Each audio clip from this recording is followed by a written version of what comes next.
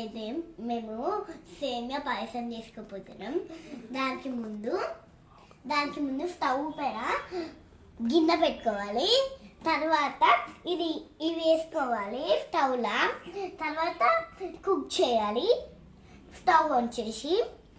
తర్వాత dry fruits తర్వాత వేపుకున్న తర్వాత సేమియా అయితే వేయాలి. ఇప్పుడు చూడండి వేస్తున్నా,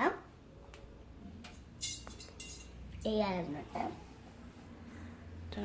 ఇప్పుడు సేమియాని బ్రౌనిష్ కలర్గా ఇలా చేయాలన్నమాట.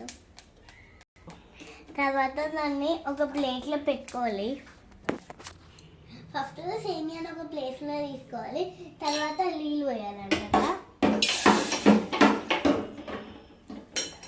తర్వాత షుగర్ వేసుకోవాలి. గ్యాస్ పక్కన పెట్టుకొని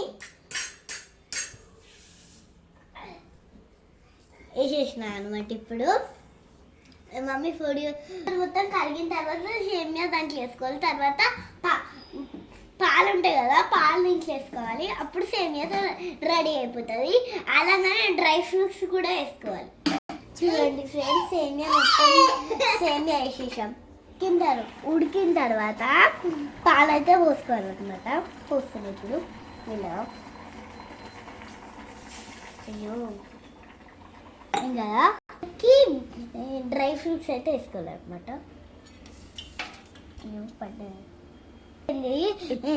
లాస్ట్కి మేము ఎందుకు సేమియా వేసుకున్నామంటే, ఎందుకంటే ఈరోజు పండగ కదా, అందుకనే సేమియా చేసుకున్నాం అన్నమాట. న్యూ ఇయర్ పండగ కదా, అందుకనే ఇలా చేసుకున్నాం.